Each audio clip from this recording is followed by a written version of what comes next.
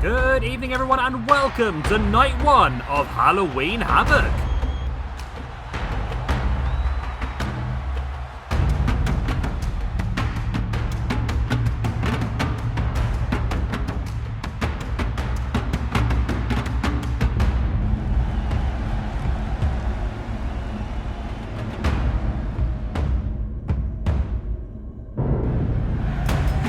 Right then, we are kicking off tonight's show with our first championship match of the night. Mustafa Ali makes his first defense of the SWE YouTube Championship against both the Boogeyman and the Blue Blazer.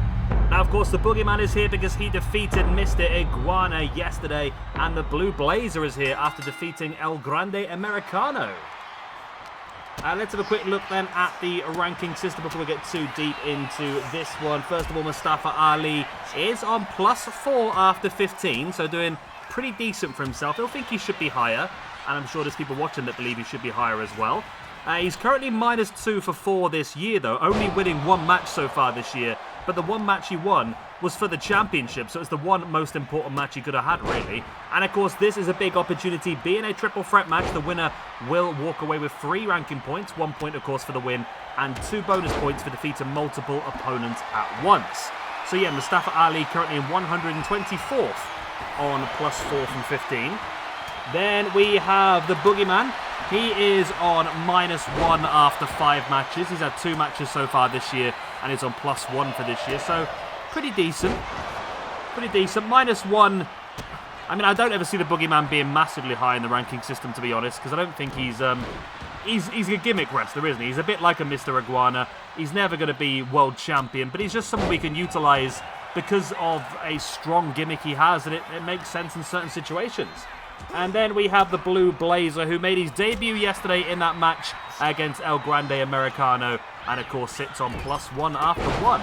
Now, we did discuss it yesterday, and we are sticking to it at the moment, but the Blue Blazer, of course, was played by Owen Hart. However, because the commentary team and the storyline never really discussed the fact that Blue Blazer was Owen Hart, we are treating them as 2 separate individuals on our ranking system. That is what we're doing. Similar with El Grande Americano and Ludwig Kaiser / Chad Gable. We all know under the mask is Ludwig Kaiser at the moment, but because it's not discussed openly, we treat them as 2 completely separate entities. Right. So triple threat rules do apply. No disqualifications, no countouts. Pinfalls and submissions, though, must take place inside the ring, and it will be first pinfall or submission will be the winner. I butchered that, but we got there in the end. And it's interesting, this one. I do think, for me, I would say the Boogeyman would be the underdog for this match. But it's going to be tight for me. Of course, Mustafa Ali comes in as the champion, but I feel like the Blue Blazer might be the favourite in this one, you know. And as I said earlier on, this is the first of 4 championship matches here this evening. Next up, we will have a tag team tables match as the current champions defend the SWE Tag Team Championships against the winners of last week's Family Feud tournament, the Wild Samoans, Afa and Sika. After that, Women's Tag Team Championships on the line as well, as the current Tag Team Champions Threedom, Kairi, Sane and Io Skye, will be defending in a 4-way elimination tag team match. You've got the Dark Orders, Anna Jay and Ty Melo. You've got Decay, Havok and Rosemary, and you've got the Sisters of Sin, Julia Hart and Skye Blue. We will have later on this evening a battle of the cult leaders, Raven, Bray Wyatt, Kevin Sullivan, Waylon Mercy, Mr. Brodie Lee and Charly Manson. That'll be a 6-way elimination match. And our main event of the evening, Terry Funk defends the SWE Hardcore Championship in a Texas Death Match. Which, if you're not sure what the rules of a Texas Death Match are, essentially it is a last man standing match. So you've got to keep your opponent on the ground for 10 seconds. With both The Undertaker and Terry Funk being from Texas, and of course it being for the Hardcore Championship, I thought it just made sense to use that sort of match type. As lovely Tornado DDT there by the Blue Blazer on Mustafa Ali. So we're going to trial out doing a 5-match card rather than a 7-match card. I wanted to try and spread it out a little bit because I think at the moment we've been overdoing it. Well, I've been overdoing it, should we say, for quite some time. So I'm trying to cut it down and make it a little bit more feasible for me to do stuff and also live. Because I think I'm just going a bit over the top week after week after week here at the moment, but we'll get by. As the Boogeyman now raining down the strikes into the face of Mustafa Ali. Because I would like to do some other stuff as well, and also we do have some situations where it's going to be a much bigger set of matches, so if I can get ahead on some of the easier weeks, that'll allow me to get ahead when we do things like the Latin American Championship Tournament or the Clash of the Aztecs coming up soon, hopefully. I know I've been thinking about this now for about 3 bloody months, but there you go. That'll be 4 matches a day for the entire week. So yeah, I'm just trying to balance things out to a point where we still put up a decent amount of content, but I don't burn out at the same time. Right. Mustafa Ali now bringing the Blue Blazer back up. I think it's a triple threat match, though. Although I said that I think the Blue Blazer would be the favourite, I think, in my opinion. Mustafa Ali not far behind, but I think the Boogeyman is the underdog in this match. Being a triple threat, literally anything can happen. I mean, you can hit your finisher. We've seen it before in some of the matches at the Invasion show. You hit your finisher, and then your opponent just throws you out the ring and steals the pin. It's very possible, and Mustafa Ali, this is not going to be an easy championship defense for him. And of course, he won the belt away from Ethan Page back at our NXT pay-per-view. I believe that was Ethan Page's first championship defense. It was. So Ethan Page won the belt in a 6-man elimination, I think, between the champion at the time, Sheamus, El Grande Americano, Trick Williams, AJ Francis, and Joe Hendry at When Worlds Collide.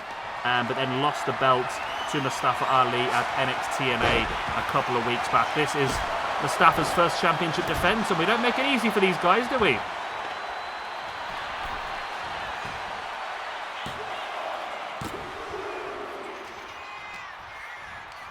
Blue Blazer now sending Mustafa up the ropes, and there's a knee strike right into the gut. Boogeyman now with the elbows into the gut of the Blue Blazer, and now look at Mustafa Ali, tornado DDT. And Blue Blazer's not going to get there in time, but it's only a 2.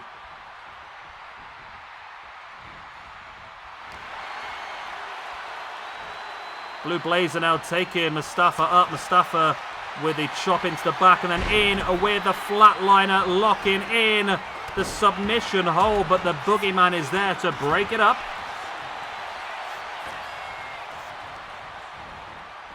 Blazer sending Boogeyman into the corner. There's the scoop slam by Blazer. Heading up now to the top rope. Look at that, smart maneuver, just dropping the double axe handle onto the back of Mustafa Ali, but Mustafa Ali just turns him around in with that half and half suplex.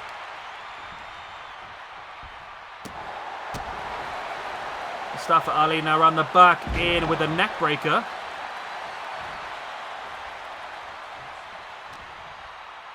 Mustafa Ali now taking Boogeyman up. Boogeyman in with a DDT.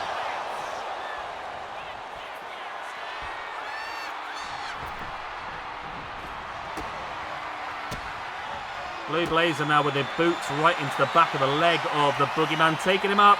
And this is how we got this opportunity to sit out Tombstone Pile Driver. There's the pin. But of course, Mustafa Ali's there to break it up, but the damage has been done.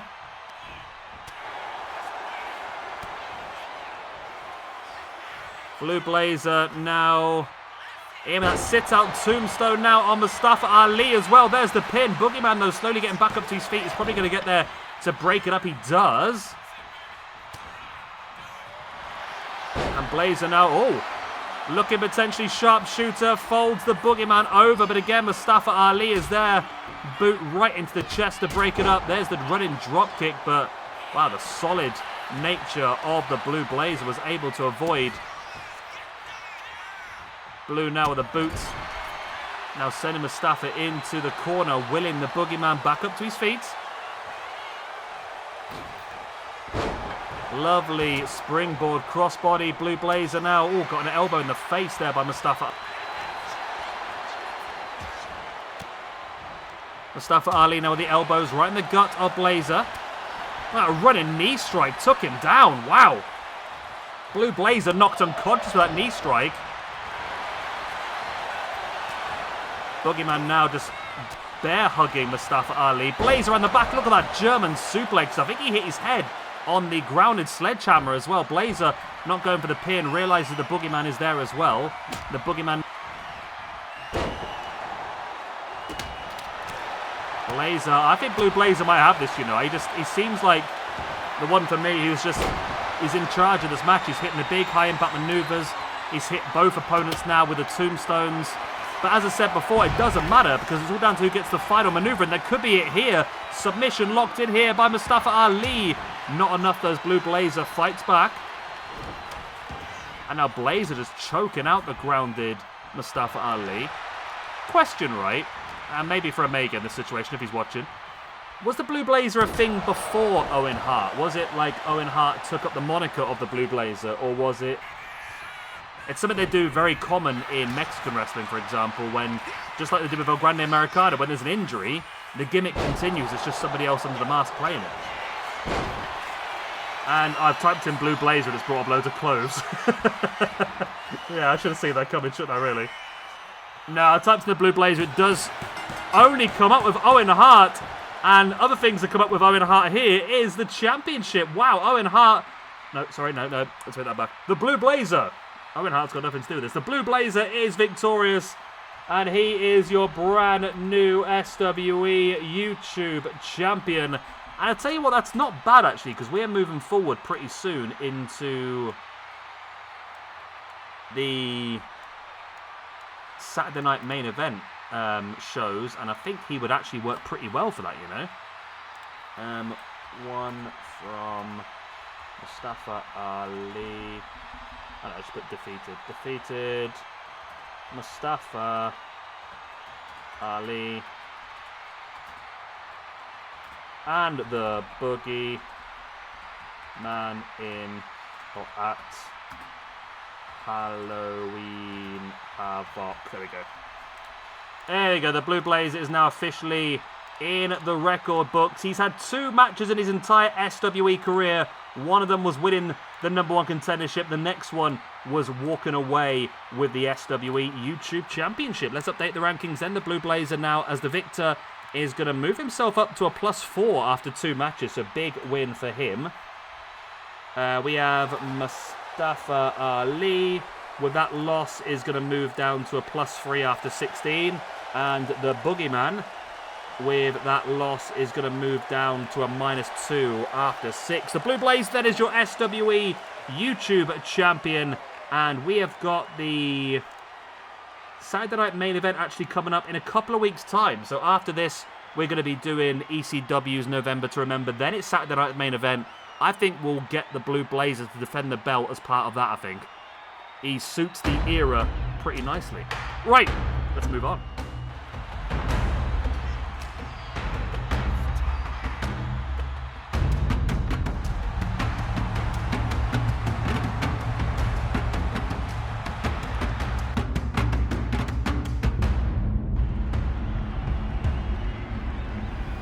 Right then, here we go. SWE Tag Team Championships are on the line. The current champions, the Dudley Boyz, have held the belt since Invasion. Wow, they've held it for quite some time. But actually defended, haven't they, really? They defeated the Hardy Boys and the Outsiders back at Invasion, which was about a month ago. This is their first title defense since, and they're going up against the Wild Samoans, who are not former tag team champions, but they have had a very, very good run in the tag team division. Currently, the Dudley Boyz are 3rd in the tag team rankings on +11 after 14. But Afa and Sika are 12th in the tag team rankings with +7 after 12. And of course, they did very, very well winning the Legacy Family Feud tournament alongside The Rock and Rocky Johnson as part of the Anoa'i family. And that is how they got this opportunity. This is a tag team tables match. We haven't done one of these in a while, so I'm a little bit dubious about how well this is going to go, because I feel like when I've done these in the past, they can be very, very quick. I'm hoping it's not. I mean, as long as it goes like, I don't know, like more than 5 minutes, I think it would be a decent length. Between 5 and 8 minutes, I think, is a pretty good length for a pay-per-view show, I think. Because we've got 5 matches to get through, and the next match, is going to be a big boy. because we've got a huge 4-way elimination tag team match coming up next week. So that's going to be a long one. So, and then we've got a 6-man elimination match. So yeah, I don't want this to go super long, but at the same time, I don't want it to end in the first 30 seconds. As Bubba now. So I have figured this out, I'm pretty sure. So Sika is the one... Oh, thank God for that, yeah. Sika is the one who's got the ankle bandage on, and Afra is the one who hasn't. I think that's correct. I'm not 100% sure, so citation needed as always, but from looking at pictures of Afra and Sika, I think that's how I've worked it out. I'm just not very good at judging people's faces, I don't think, you know. As Devon now looking to take Sika up into a powerbomb position. There's a jackknife.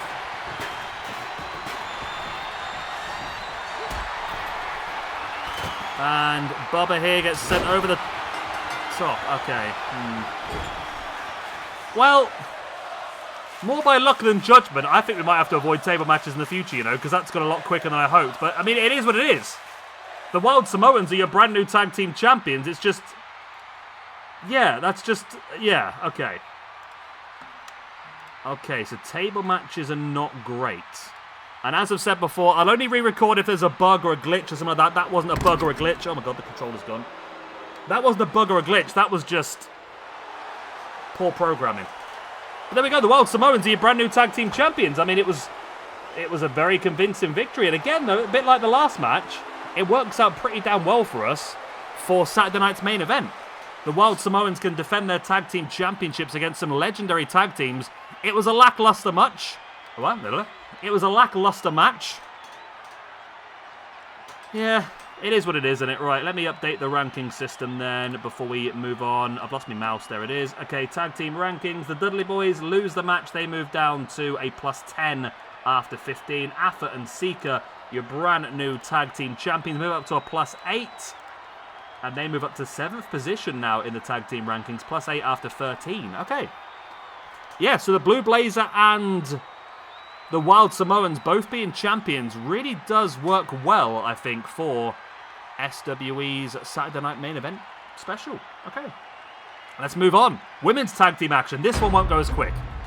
I promise.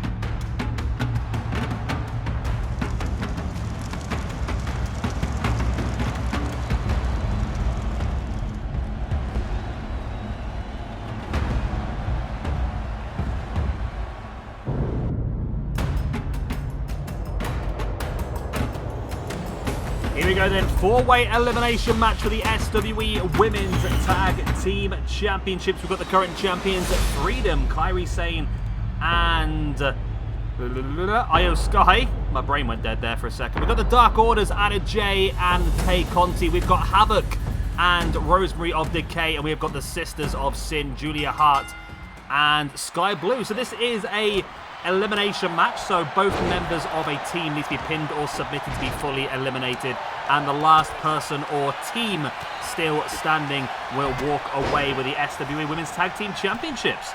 So Threedom have held the belts for a little bit of time. They were held them originally when we came into this year's game.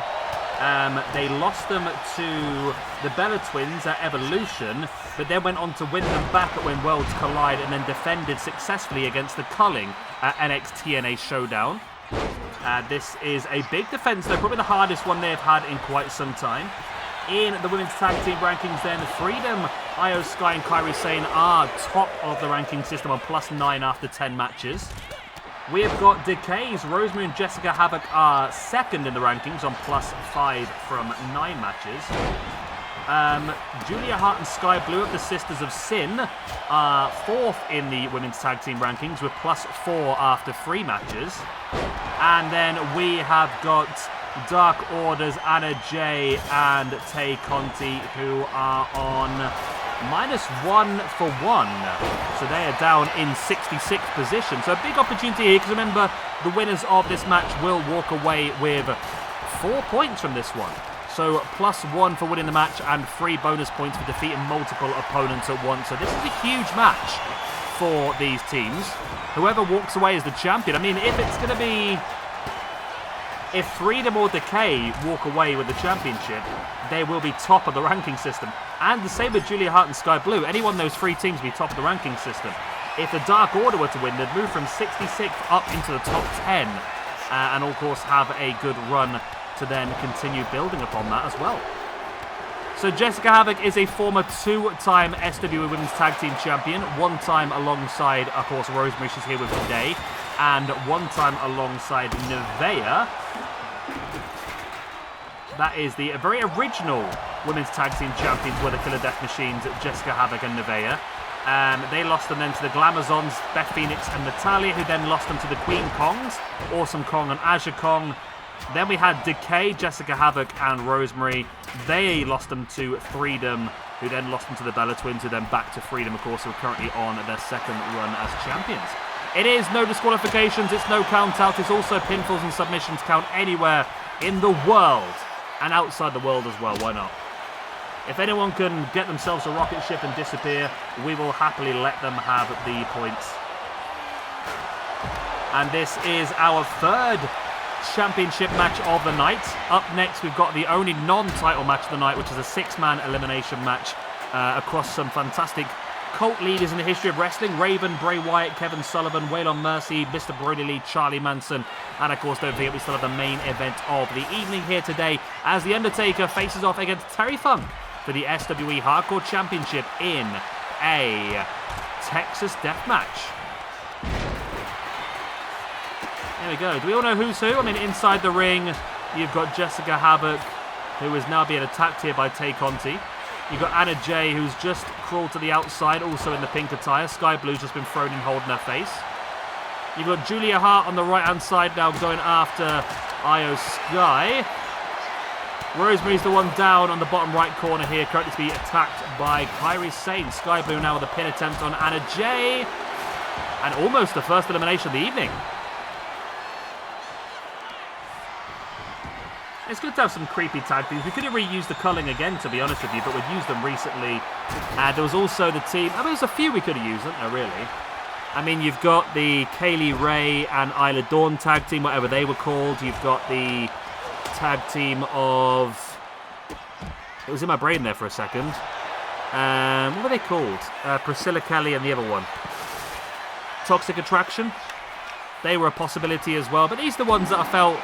I mean, the Dark Order's just been released as cause, so that was always a good one to go for. Decay are obviously very high up in the women's tag team ranking, so it made sense to have them up there as well. So yeah, there was options, but these are the ones that made the cut. And of course, I just like the Sisters of Sin, and I think this is a really, really good Julia Hart. I mean, the Skye Blue's decent as well, but this Julia Hart core is fantastic.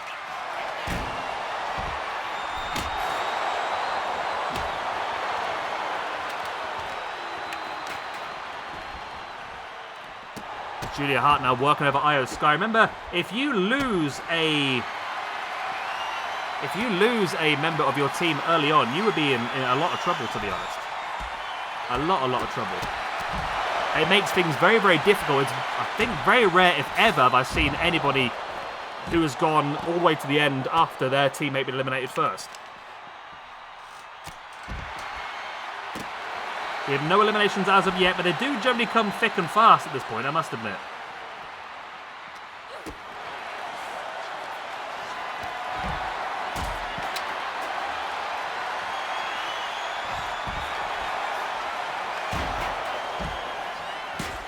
There's a pin attempt here by... Referee's not even paying attention now. Now he does pay attention. And not an elimination yet. Julia Hart... Oh my god, Julia Hart just got... hit with the Hurricane by Tay Melo. And Tay now taking Julia Hart up on the shoulders. And there's a knee strike into the face. But Skye Blue catches her before she has a chance to go for a pin. Skye Blue is going for the code blue, I think. Kairi Sane, look at that lovely Saito suplex, dropping it on the back of her head.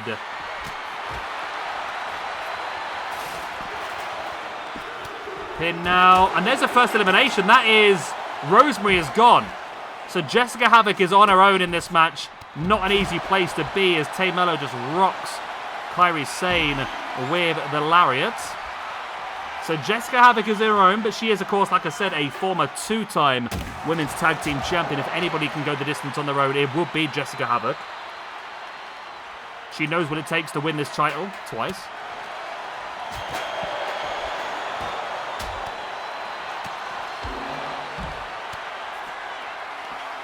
Tay Conti now taking Skye Blue up on the shoulders. There's a knee strike into the face, but Julia Hart was there to catch her straight off the bat.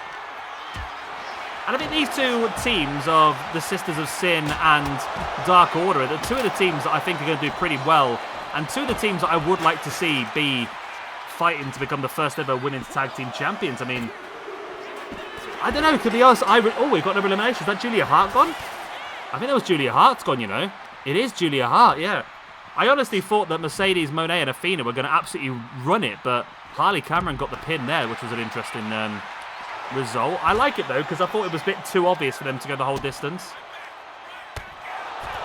But I do think, for me, Anna Jay and Tay Conti and the Sisters of Sin are the two proper tag teams in that tournament, and those are the two that I think should go the distance. I think, for me, that's the ones that make sense. It'd be great to see as well, because I don't think Skye Blue has held gold before. I don't think Anna Jay and Tay Conti have held gold in AAW before as well, so it'd be lovely to see some fresh champions on the board. And you've got a perfect face versus heel match there, haven't you, really? Another pin here. Not an elimination as of yet. So we now have Skye Blue on her own. We have Jessica Havok on her own. We have both members of the Dark Order and both members of the current champions, Threedom, still in the match. Backstabber there by Skye Blue on Anna Jay. There's the pin. Still only a 2 count. Jessica Havok there flattens Io Skye. That's what they need to do, though. These ladies need to work together to try to eliminate one of the members of Threedom. They've been an incredible tag team. And also, don't forget, and this is an interesting... Let me just double check before I sound stupid. No, I'm not stupid. Okay. If one of these ladies were to get a pin over Io Skye, I think that would make him a #1 contender. Of course, Io Skye is the current SWE Women's Champion as well as Tag Team Champion.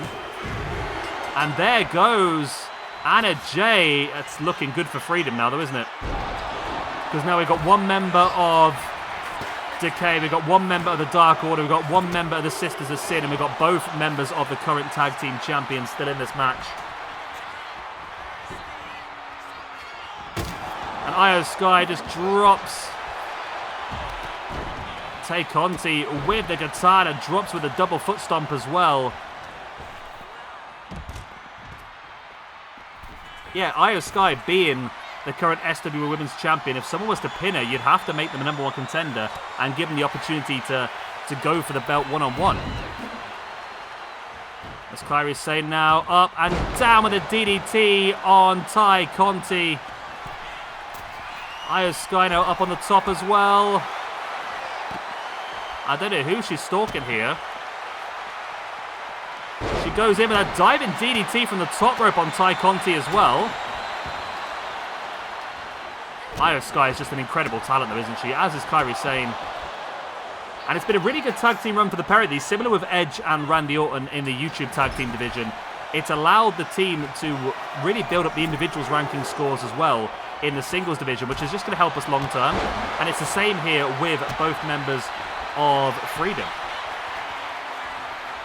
Pin now by Tay Conti on Jessica Havok. Referee not paying attention because Skye Blue's locked in the submission. Skye Blue is gone. The Sisters of Sin are fully eliminated from this match. And that is going to drop them down then to a +3 after 4 matches. Now really, Jessica Havok and Tay Conti need to work together, because if one of those two teams get locked into a 2-on-1 situation, it's not going to be good. But with Kairi Sane heading to the top, we've seen this before. The big elbow drop, and that is going to be the end of Jessica Havok, surely, unless Tay Conti can save the day. And if it is, I think we are keeping the same tag champs here. She's gone. Okay. It's going to be tough. Decay eliminated. They move down to a +4 after 10. 2 losses from 2 matches now this year. It's now Tay Conti in a 2-on-1 situation against both members of Threedom. And unless Tay Conti can get a quick elimination here This is going to be game, set, and match, I believe. And it's going to reinforce Threedom's position at the top of the ranking system. Meteora by Skye. There's the pin. That could be enough. The Meteora onto the broken bits of guitar on the outside. It's not enough yet. Not enough yet, but it just seems very unlikely she's going to turn this one around now. 2-on-1. It's brutal. But with them separating out, the opportunity's there now.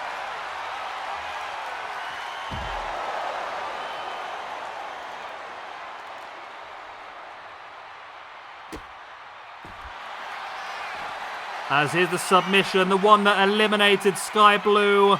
Will Ty Conti have to tap as well? She's got no one to save her. But she does survive it.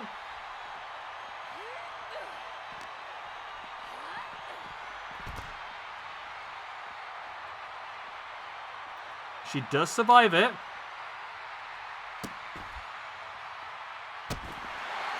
And look, Skye's frozen here. This is interesting. This might give Ty Conti the chance.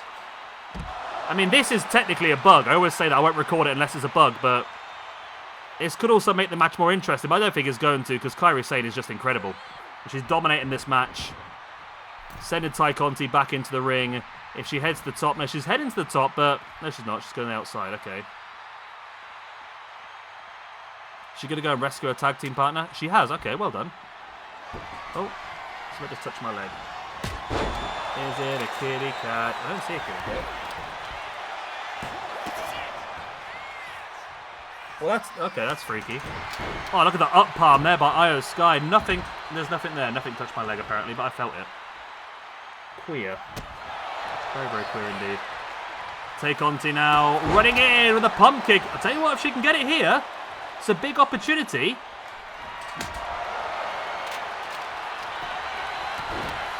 And Tay went for the pin. And Kairi Sane is there, though, to break it up.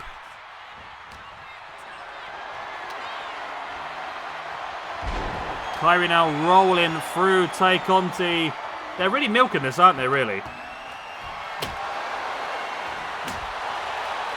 There's the kendo stick right across the spine. Damage being done.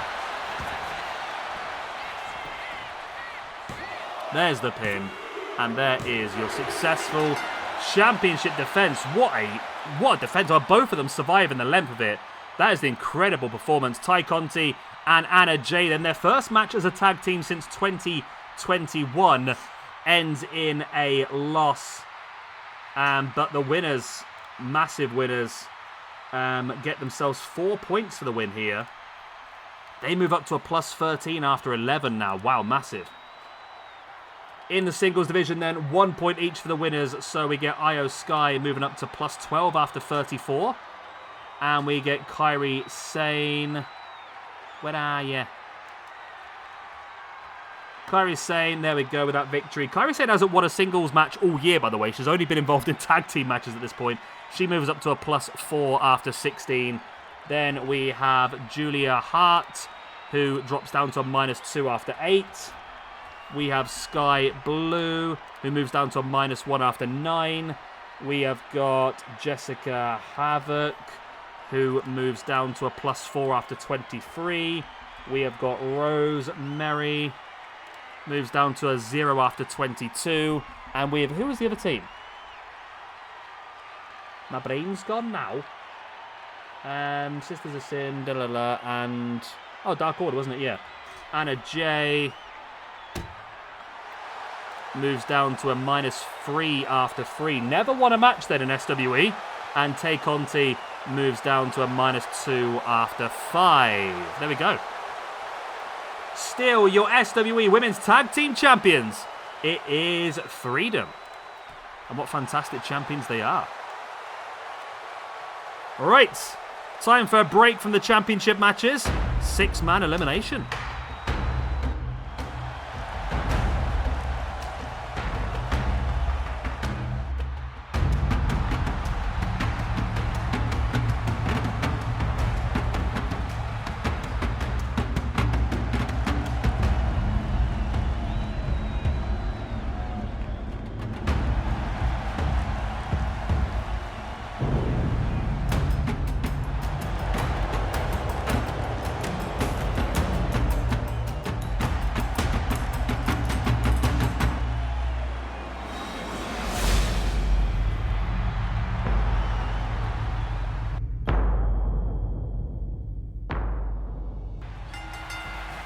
And here we go then, 6-man elimination match. We have got some of the creepiest characters in history, the cult leader-esque characters. We have got Raven, of course, led stables like Raven's Flock and people like that. We have got Bray Wyatt, of course, the Wyatt family. We've got Kevin Sullivan, who was a similar sort of character in the very, in the 80s and early 90s, wasn't he? We've got Waylon Mercy, who never really took off. It was a character that was supposed to be worked on in the 90s as well. I believe it was Dave Spivey. I think was it injury that meant that it never really took off again. Then you've got Mr. Brodie, of course, as part of the Dark Order, and then Charly Manson from the Black family over in AAA. So this is a standard 6-man elimination match, so a point for every elimination you cause, and the winner is the last person left in this match. So really, there's 6 points up for grabs, and someone can pick up multiple points. So we have a look at the old ranking system if we'll get too deep into this one. Let's start things off then. Let's go with Bray Wyatt. Bray Wyatt currently on -1 after 33, so not very good for him at all, really. He needs to be a hell of a lot higher than that. He's currently tackling Brodie Lee, who sits on +3 after 27. We have got Raven, who sits on +1 after 15. Kevin Sullivan, who's on 0 after 4. We have got Waylon Mercy / Dave Spivey. We've got him as one character on here. He is on 0 after 1. We have got, is that everyone? Charly Manson, isn't it? Just Charly Manson. Charly Manson is on 0 after 2. And we've not seen actually Charly Manson since 2021, so a big opportunity here for him. We will see him again later on in the week, though. He'll be part of one of the War Games matches. We're going to have Raven's Flock, Raven, Canyon, Billy Kidman and Perry Saturn up against the Black family, Charly Manson, Dark Oz, Dark Scoria and Dark Quavo. That'll be next Saturday. And tomorrow then we've also got the Wyatt Sixes, Uncle Howdy, Eric Rowan, Dexter Loomis and Joe Gacy going up against the Dark Order, Mr. Brodie Lee, Evil Uno, Stu Grayson and Preston Barnes. So big opportunities for more people in this match to show what they can do. And we are also going to have, of course, those tag team #1 contendership matches for the YouTube Tag Team Championships next weekend as well. So we will see Luke Harper and Eric Rowan as part of the Wyatt family in that as well. I think those are the only ones that are involved in more matches. Looks like it, yeah. We've got a little run next week as well of Penta matches. We've got a few superhero attires for Penta. We've got Spider-Man Penta versus Finn Balor Venom. We've got Batman Penta versus Joker the Fiend. Okay, I've seen Bray Wyatt again this week then. We've got Deadpool Penta versus Wolverine Brian Cage. And we've got Superman Penta versus Lex Luger. Yep, I did it. So yeah, big opportunities. So, I mean, this will be an interesting one as well, because there's big points up for grabs here, and nobody's necessarily in a massive, big score points. I would like to see Bray Wyatt, Luke Harper, and Raven do well out of this one. We're going to see Raven again, obviously, in a couple of weeks' time, as part of the ECW show as well.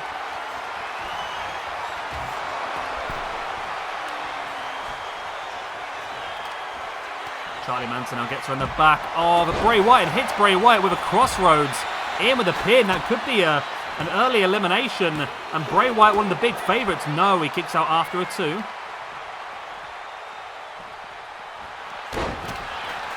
As Waylon Mercy now locking in that sleeper hold on Raven. Raven fighting free with a jawbreaker.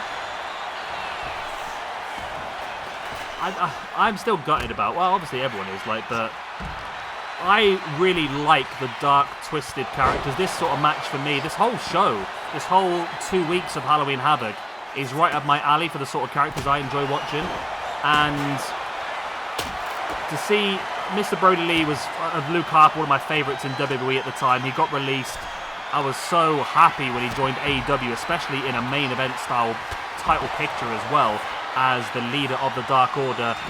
And just him to be taken so early is absolutely devastating. Same with Bray Wyatt as well. I mean, the whole Bray situation, I don't know a ton about it. I don't know if much was ever released, to be honest with you, but it's very sad to see what has happened to two guys that could have really, still at the moment, been at the forefront of both the companies.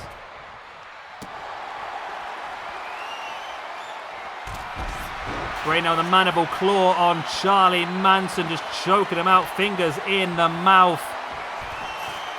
Manson looks like he's going to survive, even though he's been hit with a sister Abigail and various other maneuvers as well. Charly Manson does survive, but Bray probably should go for a pin here, but he doesn't.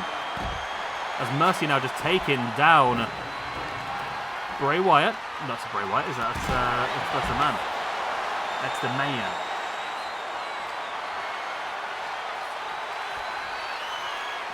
Mercy now just dumping Brodie Lee.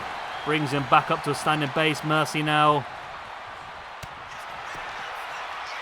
drags him along. Going to send Brodie Lee back into the ring.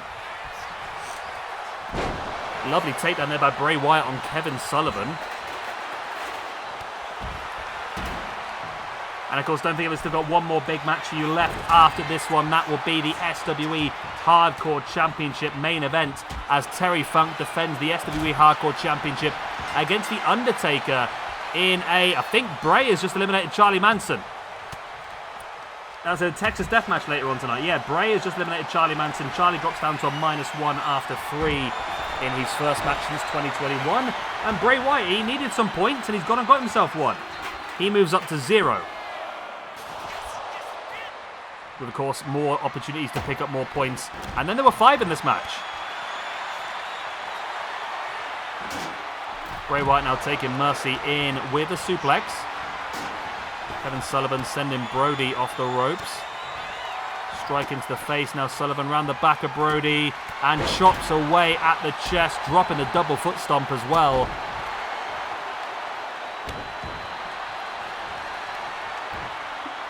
Kevin Sullivan now rolling Brodie Lee over inside the ring. Raven has himself a guitar. And Raven and Bray Wyatt both swung weapons at each other at the same time, but it was Raven who got there just ahead with the guitar.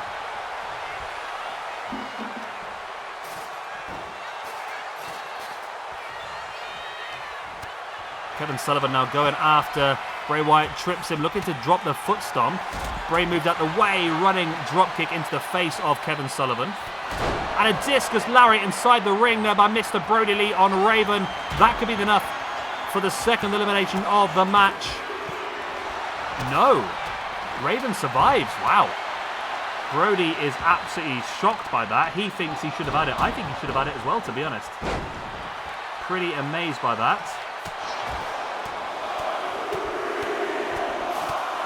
Strikes right in the face.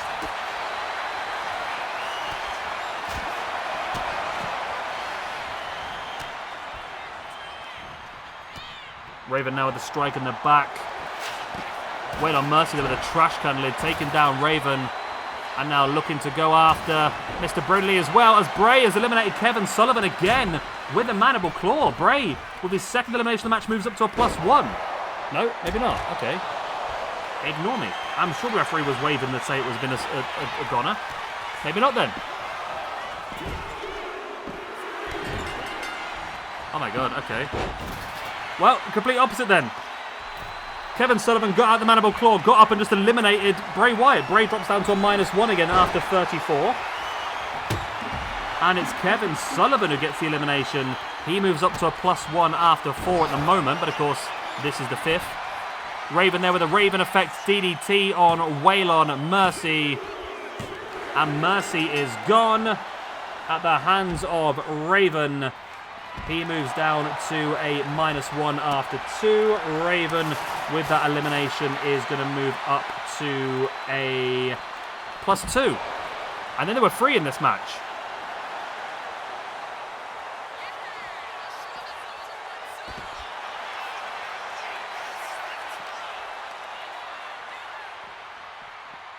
Brodie Lee sending Kevin Sullivan crashing into the corner. I said I wanted either Bray, Raven or Brodie to win this, and I've got a 2 out of 3 chance here at the moment. Mr. Brodie Lee, the only one who's yet to get an elimination this match. The other 2 have got one. And he might... Ooh, I don't think he quite got all of that discus lariat, did he? But now he's going to take Raven up into the sit-out powerbomb. After that discus lariat, didn't really catch all of it, but it might still be enough. It is. Raven is gone. He moves down to a +1 after 16, and Mr. Brodie Lee gets the extra point, moves up to a +4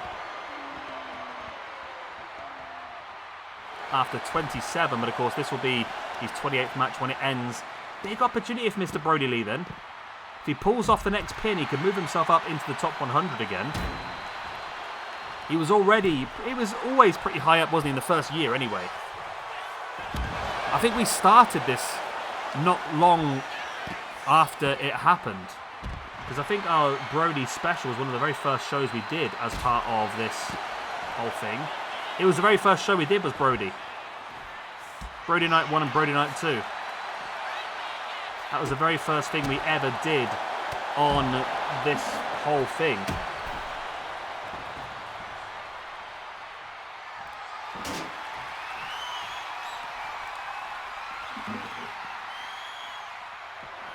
And there's a big discus Larry. That could be Kevin Sullivan gone in this one. Go on, Brodie. Get the pin. Go on, Brodie. There's the 1. There's the 2. And no, Kevin Sullivan kicked out. You're killing me here, Brodie.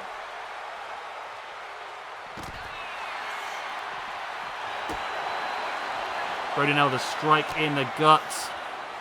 And now, look at this. Oh, dropping Kevin Sullivan onto the spiked board. That should be game, set, match. 1, 2. No, still not enough.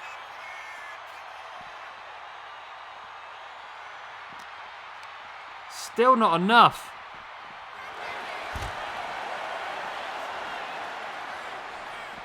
Kevin Sullivan now dropping the double foot stomp into the gut of Mr. Brodie Lee.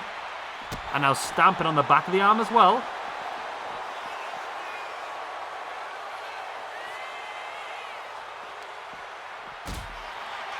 The boot in the gut, and now went for the strike with Kevin Sullivan fighting back. Kevin Sullivan now, there's a stiff clothesline of his own. And there is the pin by Kevin Sullivan. It's only a 2.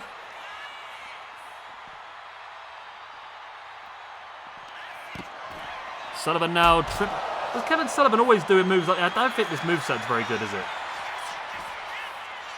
It seems like a very weird moveset for Kevin Sullivan. It's effective. Definitely effective.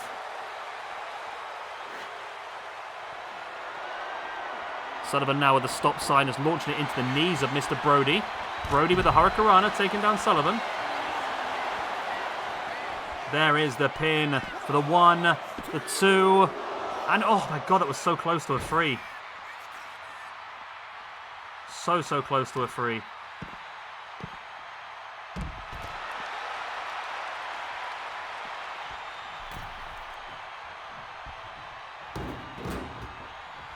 Brodie now inside the ring with the steps. And Brodie now has him, oh, a big forearm into the back. Sending Mr. Brodie Lee right into the ring steps.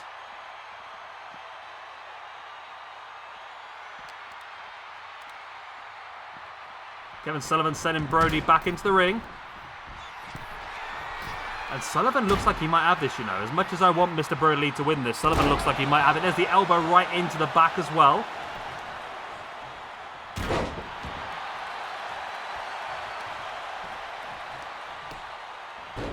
And look at the slam in the back of the head of Mr. Brodie Lee into the mat.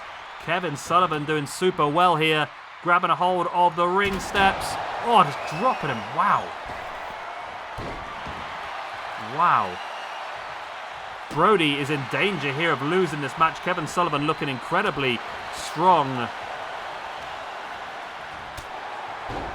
Knee in the face. Big double foot stomp.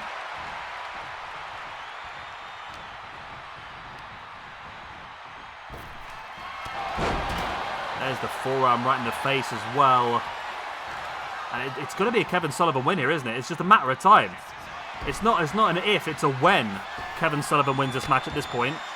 Absolutely dominant. I don't know where he's getting all these double foot stomps from and kicks, and I never remember Kevin Sullivan being this much of a high flyer, to be honest with you, but he's going for it.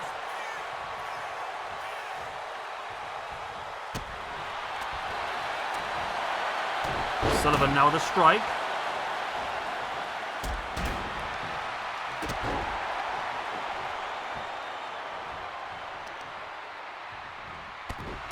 Got the boot right in the back of the leg there by Kevin Sullivan. He's headed back out to the outside now, though. Looking to grab the other set of ring steps. Not quite sure what he's doing now. We've already got... He's just remembered there's already a set in there. Okay, well done, mate. Over the top he goes. He's missed it, I think. Giving Brodie the opportunity, but no. Oh, no, he does. Yep, he's fighting back now. Come on, Brodie, pull this off. Oh, come on, Brodie. You're better than this. Sullivan sending Brodie off the ropes. There's a forearm in the face. Kevin Sullivan now taking Brodie up. Brodie fights back. There's the DDT on Kevin Sullivan.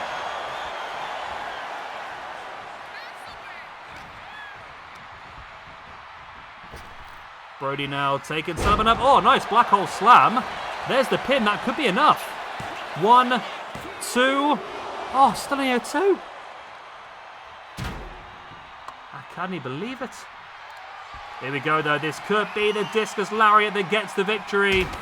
Boom! There it is. The big discus lariat by Mr. Brodie Lee for the 1, the 2, and the 3. And there we go. Mr. Brodie Lee with the victory.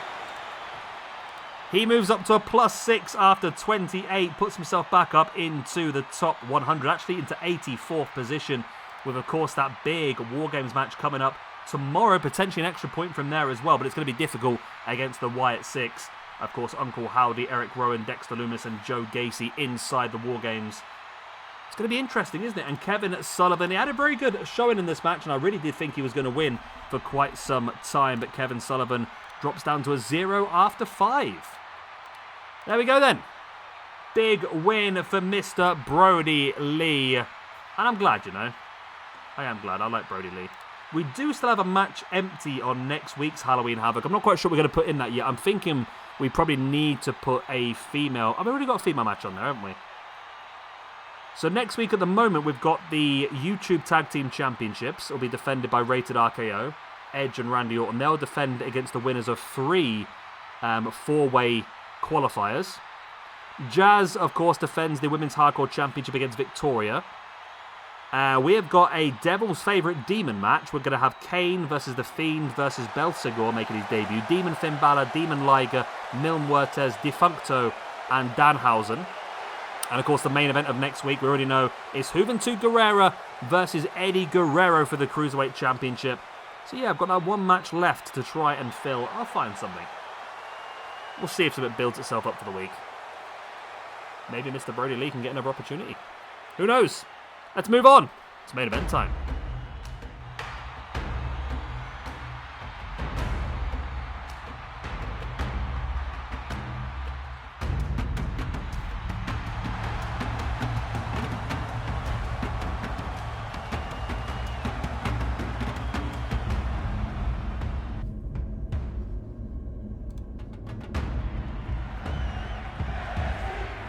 And here we go then, the main event of the evening. We have got Terry Funk defending the SWE Hardcore Championship against The Undertaker in a Texas Deathmatch. The rules of a Texas Deathmatch are simple.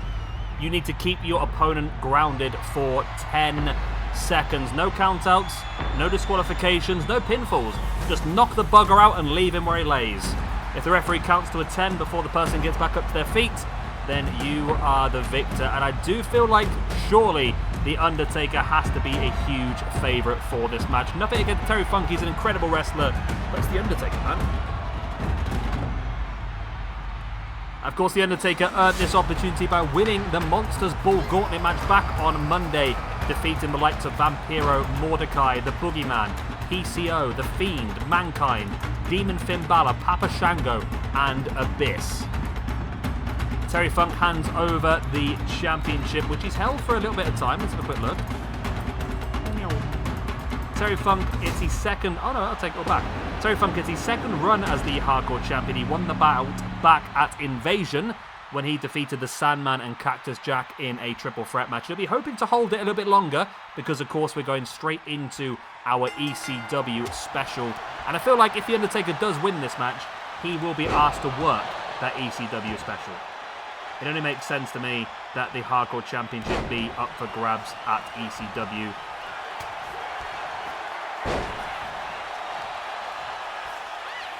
It's Terry Funk here getting the early advantage.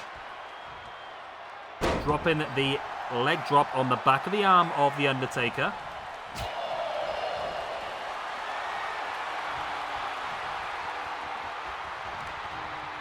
Taker now being pushed into the corner by Terry Funk.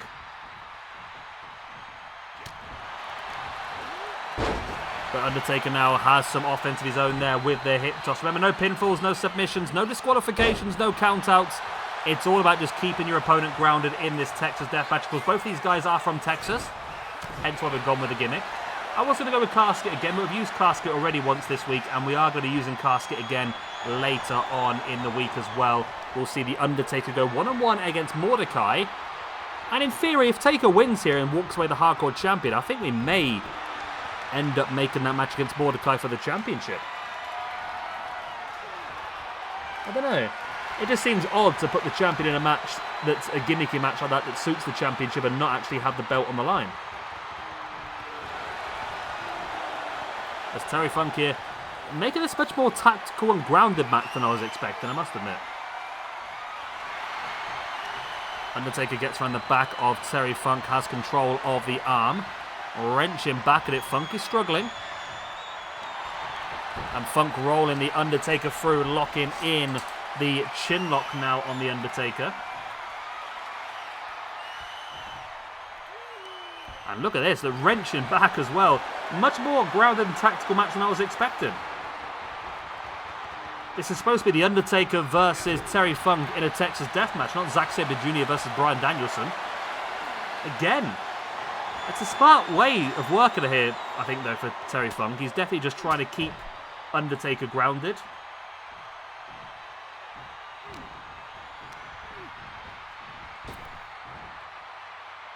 Because as soon as Taker gets back up on his feet, he can do stuff like that and just chokeslam you into the ground. Undertaker now wrenching with the strikes, big boot into the face, taking down Terry Funk. Referee starts his count. It's not going to be enough for a 10 count, is it? But Taker's going to go for a little bit of a taunt. Why not? Running DDT by The Undertaker now. Referee's going to start. Is the referee going to start counting after every move? Come on.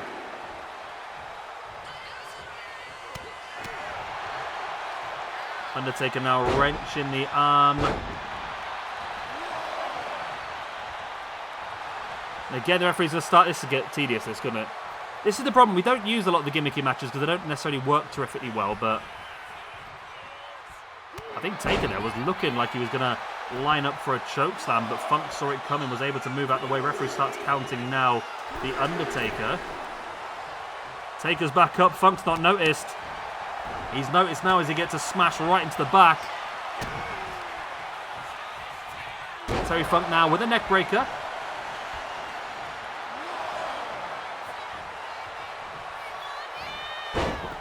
Terry Funk able to avoid the Undertaker's lariat.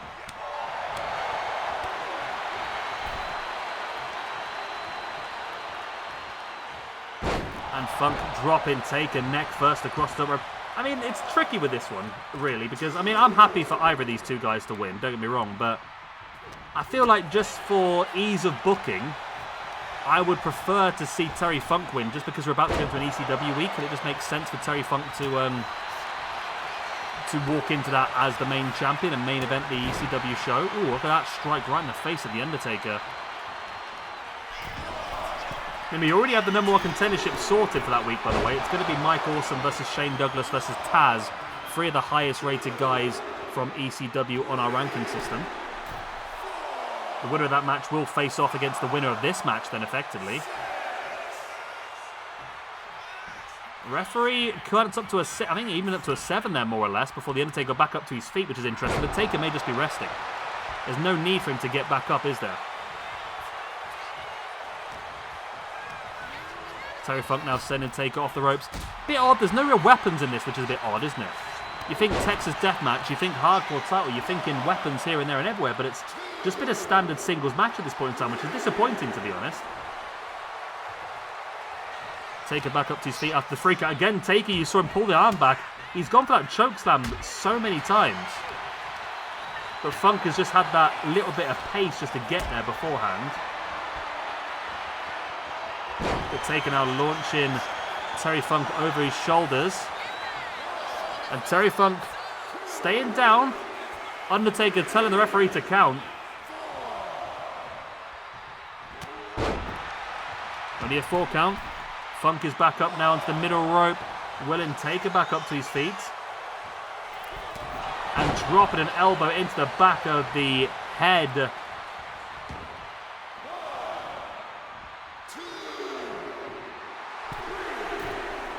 Terry Funk now up on the middle rope once again, just taunting as Taker is down. The elbow in the back of the head definitely did some severe damage. Referee up to a 6 count. Taker's back up to his feet. Nope. Went to swing, and now Taker taking Terry Funk up into the last ride by The Undertaker on Terry Funk. Funk hit the bottom rope back of their head. That is brutal.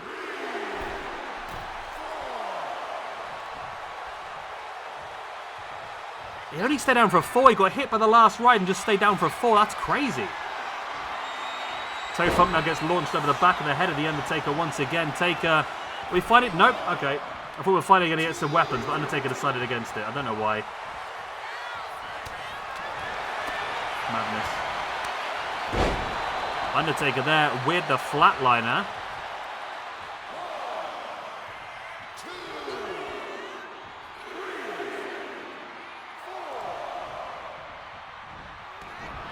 Terry Funk has just got incredible resilience. You know, every time he goes down, you think he's going to stay down for like 8, 9, even 10 seconds. He gets up after 2 or 3. It's insane just how resilient. I mean, he's back up again after a 2. I mean, he's taken some serious damage in this one. He's been last rided. He's busted open. Taker with the straps down, going after the... He was going to go after the choke slam, but Terry Funk now looking to hit those spinning towing holds. Taker fought back again with a strike right in the face of the bloodied Terry Funk.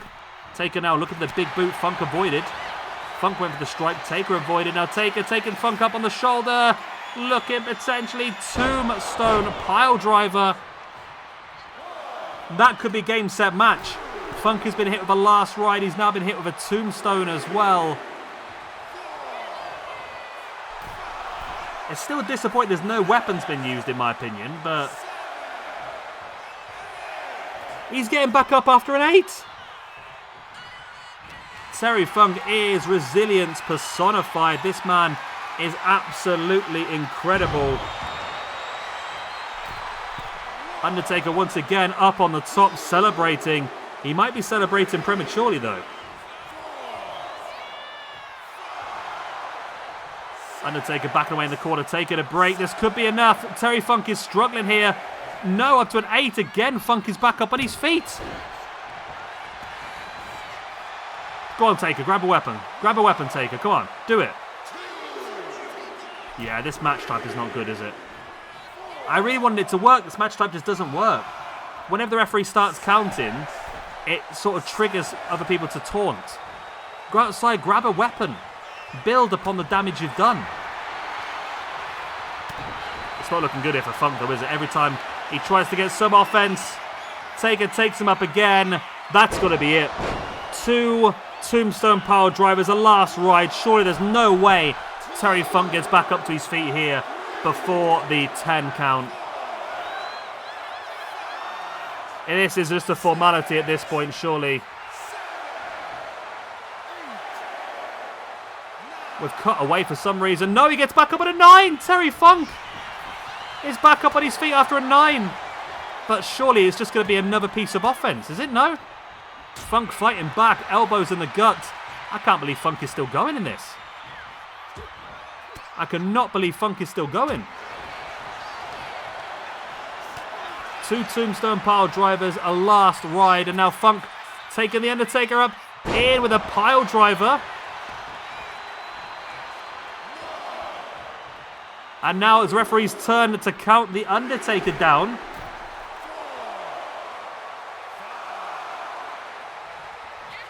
Only a 5 count though. Taker again, you saw the arm come back looking towards... Oh no, look at that. Wow, incredible agility she is shown by both of them. Undertaker backing away into the corner.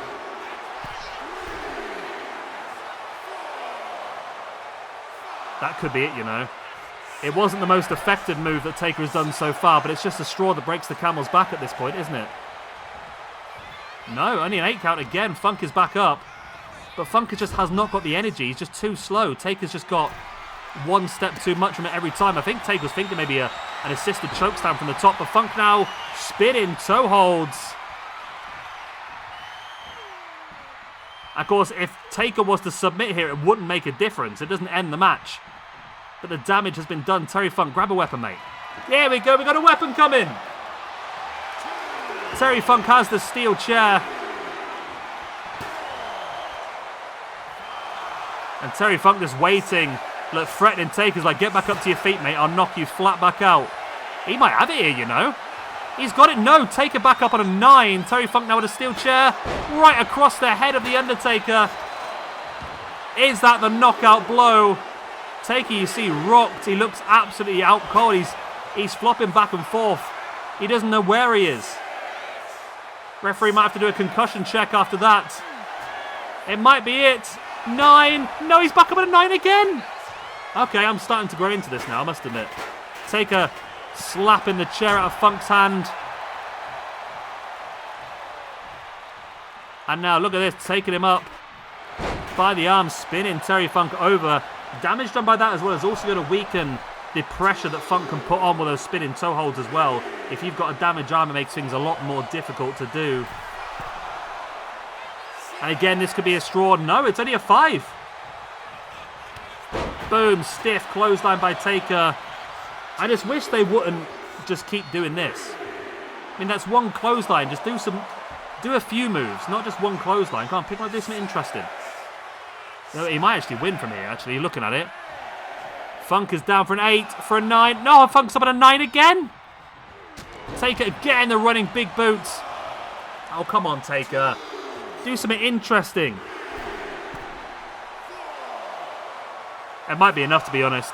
It was a 9 count already. The running big boot flattened Terry Funk. No, Funk's getting back up. If Undertaker to hit one more big maneuver, that's what you're looking for. But Funk's got him up. Funk now, the pile driver on the Undertaker. There's the count. This could be enough, you know. Terry Funk might have done enough to defeat the Undertaker here in this Hardcore Championship match. 8, 9.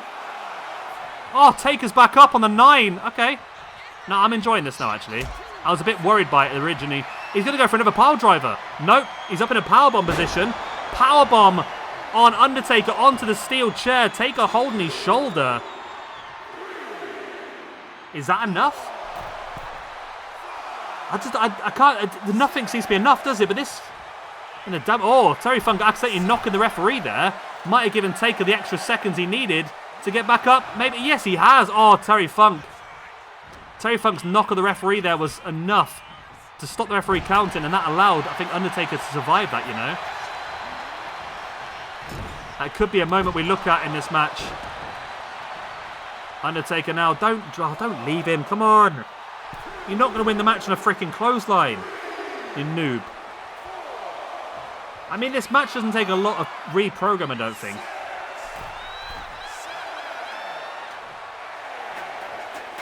Referee counts only up to an 8. Undertaker clubbing blow. Signaling to the referee to count again.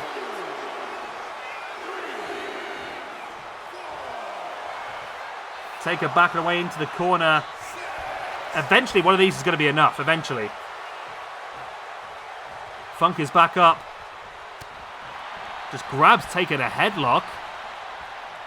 You think another pile driver could be enough for Terry Funk to get this one. But Undertaker again with that big boot. Wow, rocking Terry Funk. And we know that Terry Funk is an incredibly resilient man, but the absolute strikes and brutality from the Undertaker, we just know how strong those strikes from Taker are. The match now on the outside. This makes more sense. More damage can be done on the outside. Undertaker now with a strike in the gut. And now taking Terry Funk up. Oh, it's okay. I thought it was going to go tombstone there. It's a power slam. And now Undertaker after the power slam, looking to take Funk up this time. He does take him up. Tombstone pile driver on the outside. Surely this is game, set, and match. Undertaker backs away now, celebrating in the corner. Referee with a count. 7. I think Funk is down and out here. 9. And there is the 10 count. The Undertaker is your new SWE Hardcore Champion. What a match, actually. I quite enjoyed that in the end. It was a bit rough around the edges, but I quite enjoyed it in the end. And the Undertaker takes up his first ever reign as the SWE Hardcore Champion. And not the only opportunity Undertaker has this week as well. Of course, don't forget, he's going to be involved in our SWE YouTube Tag Team Championship tournament qualifiers later on this week as well. Himself and Kane will team together as the Brothers of Destruction. And if they can get through the qualifier, they'll go into the championship match against Edge and Randy Orton. Defeated Terry Funk at Halloween Havoc 2025 in a Texas Death match. Oh, I pressed the cap locks by mistake. Texas Death match. There we go. Okay. Okey-doke. Championship is updated. Then Undertaker picks up the extra point. His third singles victory of the year. Puts him up to a plus 17 after 58. Moves him up into 16th position in the ranking system. And then we have Terry Funk, who is going to move down to a plus 7 after 25, which is going to move him down to 58th. Not bad at all for both these guys, still pretty high up. I wonder whether I might change the match we have planned in though. So at the moment we've got Mike Awesome versus Shane Douglas versus Taz. I might make that into a fatal 4-way and add Terry Funk into that one as well. Just because Terry Funk is very high up on the ranking system, and I think I would love to see a rematch between these two anyway. There we go. The Undertaker is your SWE Hardcore Champion and caps off, oh my god, the size of that tongue, and caps off a great Halloween Havoc show. This is just week 1 of Halloween Havoc. Of course, we've got another full week coming up for you, starting things off tomorrow with Los Golpeadores, Dragon Bane and Alpha Wolf brothers taking on the Lucha Brothers in a brother-on-brother tag team action match. We'll have the Dark Order, Mr. Brodie Lee, Evil Uno, Stu Grayson and Preston Vance up against the Wyatt 6 in a War Games. And we've got Penta Spider-Man Edition versus Venom Finn Balor. Should be interesting tomorrow. And of course, like I said, another 5-match pay-per-view for you next Sunday as well. Right, I'll love you, leave you good night, God bless. I'll be the same. Thank you very much for watching, and I'll see you all tomorrow for some more Halloween Havoc. Good night.